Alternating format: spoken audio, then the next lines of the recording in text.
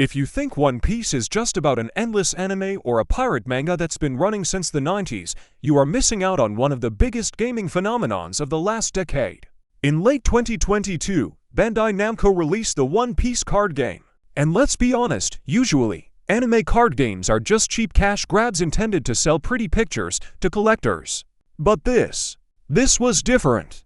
Almost overnight, the One Piece TCG exploded. It challenged the big three Magic, Pokemon, and Yu-Gi-Oh! And actually claimed a seat at the table. We saw booster boxes selling for triple their retail price. We saw cards, like the infamous Manga Rares, selling for the price of a used car. And we saw a competitive scene that evolved from simple punching strategies to complex, 4D chess levels of gameplay. Today, I am going to take you on a journey through every single main set in the game's history. From the humble beginnings of Romance Dawn in 2020 to all the way to the future releases of 2026. We will talk about the decks that broke the game, the cards that investors are hunting, and exactly how the game has evolved over the years. So, grab your Dawn cards, set your life to 5, and let's sail to the Grand Line. This is the complete history of the One Piece card game. It all started in December 2020 globally with Oppo 1, Romance Dawn.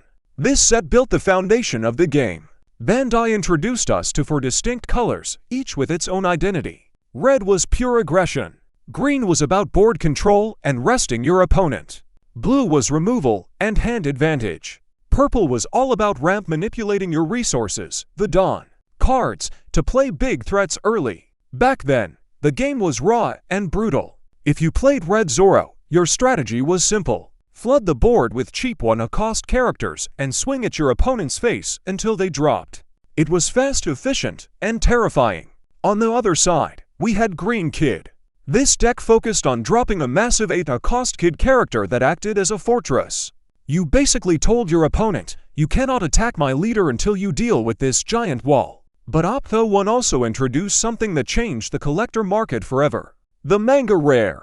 The alternate art Shanks, featuring the actual manga panel in the background, set the gold standard. This wasn't just a game piece, it was a high-end collectible. Pulling this card was like winning the lottery, and it drove people to rip open thousands of packs.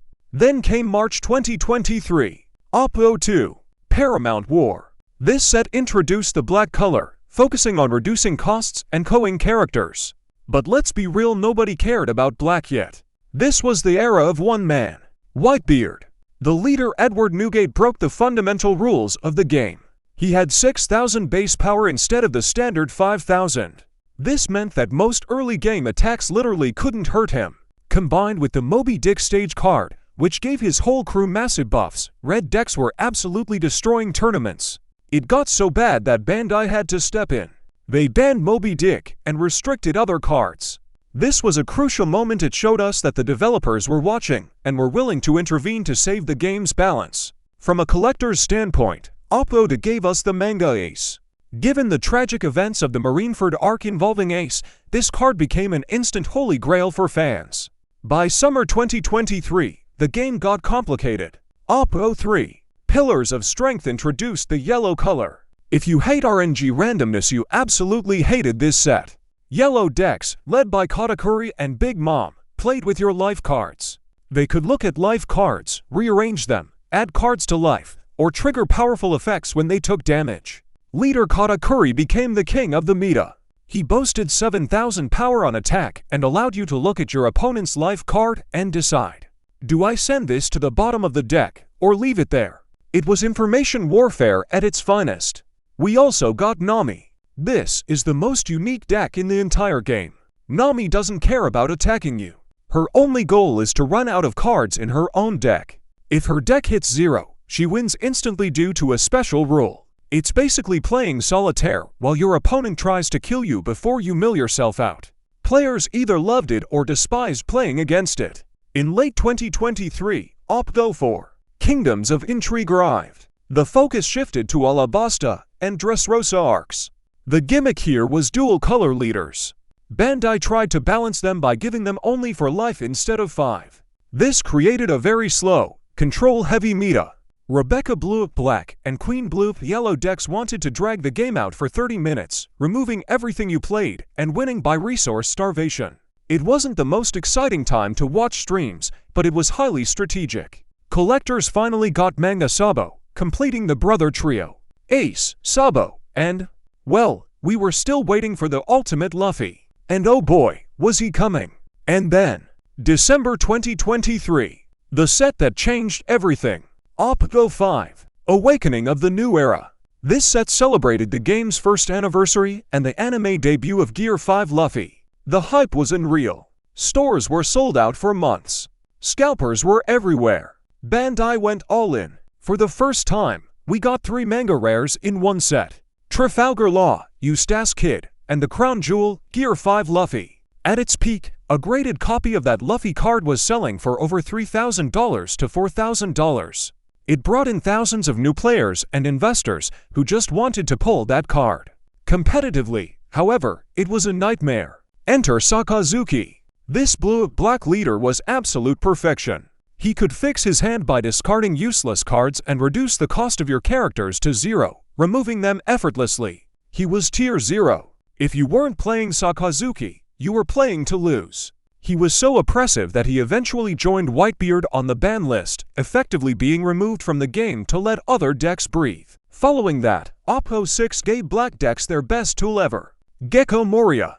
The leader was strong, but the character card 8 to cost Moria is arguably one of the best cards ever printed.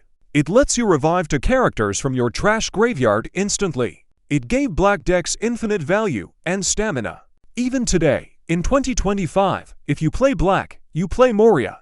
This set also introduced Ryu and Germa 66, which brought a transformation mechanic swapping small bodies for big ones from your hand. A very fun, combo-heavy deck. And for the collectors, Manga Zoro. Just look at it. Absolutely beautiful. Mid-2024 brought us the modern era of One Piece TCG. Ebdo 1. This was the first extra booster. A smaller set designed to buff existing archetypes. It made decks like Red Purple Law incredibly broken for a while. Oppo 7. We traveled to Egghead Island. Rob Lucci CP0 took over the throne of black decks after Sakazuki was banned. And Manga Boa Hancock became the most expensive waifu card in the game, proving that collector thirst is a real economic factor. Oppo 8. Introduced Black-Yellow Luffy, a high-skill combo deck that juggles life totals like a circus act.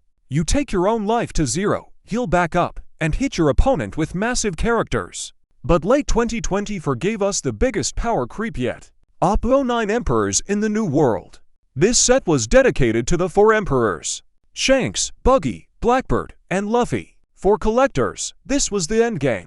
It introduced the gold Manga Rare Goldie Roger card with a golden background. The secondary market went absolutely wild again, with prices rivaling the Gear 5 Luffy from Oppo 5. In the game, Blackbeard Marshall D. Teach broke the rules again. His leader effect literally turns off your opponent's on-play effects. Imagine playing a card that usually draws you cards or destroys an enemy, and nothing happens. It's just a vanilla body. This forced players to stop relying on fancy combos and start playing raw stats. From a niche anime game to a global juggernaut, One Piece TCG has had an insane run in just 4 years. It survived supply shortages, broken metas, and ban lists, emerging stronger every time. Whether you are here to invest in Manga Rares, grind for the World Championship, or just collect your favorite Straw Hats, there has never been a better time to jump in. The game is healthy, the art is incredible, and the community is growing every day. I want to hear from you which era was the best. Do you miss the simple days of Red Zoro, or do you prefer the chaos of the new world? Let me know in the comments below.